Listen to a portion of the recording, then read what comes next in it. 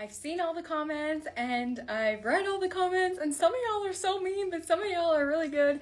And there was a comment and I can't find it now. It must have been deleted, and I tried to scroll through to find it to address it because I think it's super important with what I said about Ryan Reynolds. But the comment was like, oh, I guess you're not married then. As in, like, trying to say that the way Ryan Reynolds acted was warranted because he's being such a supportive and empathetic husband. And I see that. And I guess what you were trying to do with that comment was say, because I'm not married, I don't understand why Reynolds would act that way. And I'm wondering if this maybe ever gave you pause to think about. In the new Deadpool and Wolverine movie, there is an appearance again by Ladypool, played by Blake Lively, who makes a cameo. Ladypool makes a cameo in this film, as well as they introduce a new character called NICEPOOL. Deadpool was shooting May 2023 to January 2024. It Ends With Us was April 2023 to May of 2024. So they shot consecutively together. And this is just where I kind of have questions about Ryan Reynolds' part in It Ends With Us and Blake Lively's claim. Period. This is where I have questions. Because your question was like, well, I guess you're not married then, insinuating that Ryan Reynolds' behavior on the set of It Ends With Us, rewriting scenes, going after Justin, cutting him out of the entire movie was warranted. His behavior was warranted because Blake was going through traumatizing things on set, SH, and all of her allegations, right? So you're saying because I'm not married, I don't understand Ryan Reynolds' involvement or the way that he chose to protect his wife. Now, these two movies were running together, as what we are told. Would a loving, supportive, empathetic husband protect his wife by making jokes of her trauma?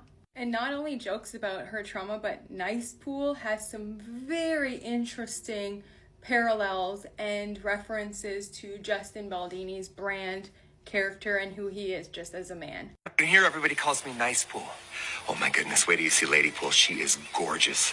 She just had a baby too, and can't even tell. I don't think you're supposed to say that. That's okay. I identify as a feminist, right? Not only that reference, when Blake was saying that she was being fat shamed, does it sound like something that a husband would then go and put in his own script as jokes and to make fun of, and a movie that her character cameos in, so she knew the script? Is it something to joke about? And then later on in the film, there's also a reference to Deadpool saying, hey, I'm being effed here, where's the intimacy coordinator? Which, buddy, we know now, Blake in her claim said that there was an intimacy coordinator. Oh my God, I can't talk today. That there wasn't an intimacy coordinator, and like that he fat shamed her and all of this stuff because she had just given birth. That's the one-sided from Blake's. So then tell me why, if it was so traumatizing and it was such this huge thing, you would make references and jokes about it to her character and make light of it in his movie. It just seems questionable. And it's questionable to me that NICEPOOL is pretty much a spin-off of Justin BALDONI. It's like a spoof of him. Like the man bun, the feminist, the claiming the same way that he was talking to Blake on the set of It Ends With Us, Ryan puts in his movie as gags and jokes. I don't know. That's why I have so many questions. And just as a professional and someone who does make their own films, from Justin's POV, if I had a talent working on a film whose partner and husband was doing the things that Ryan was doing, rewriting scenes, berating me to the point of it being traumatizing, embarrassing me, taking creative control.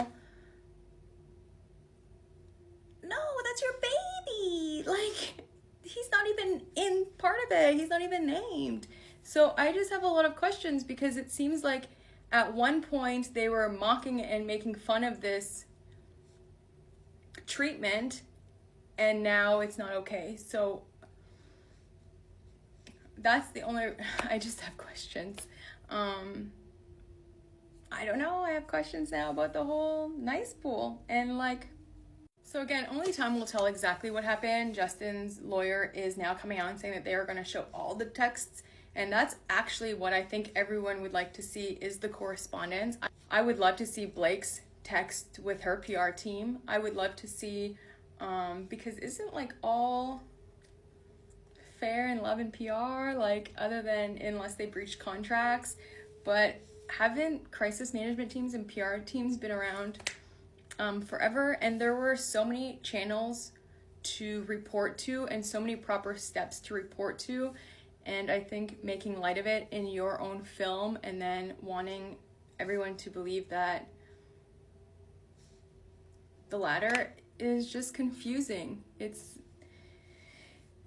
just all very confusing, and I think the more documents that are shared, and only time will tell, but what I want to hear from is the rest of the crew. I want to hear from the first AD, second AD. I want to hear from the DP. I want to hear from the intimacy coordinator. I want to hear from the extras. I want to hear from the sound guys. I want to hear from the grips. I want to hear with people that don't have $250 million in it. You know, those are the people that probably really saw exactly what was going on. Everything can be turned and flipped and scripted, and when you have these big lawyers and these huge RPR teams and these crisis managements, I mean, who knows? But I do know that some fuckery is going on. All of these claims are extremely, extremely serious, and if this was happening to Blake, I hope she gets all the justice that she deserves. I'm being dead ass. But I just like, how do you make light of it in one movie and then come back and say that it was extremely traumatizing in the next? And I don't know, Ryan, just like, there's supporting your wife and then there's damaging and further perpetrating. I don't know, screaming at a director like that, to the point where Sony reps were even like, I should have stepped in, I should have done something.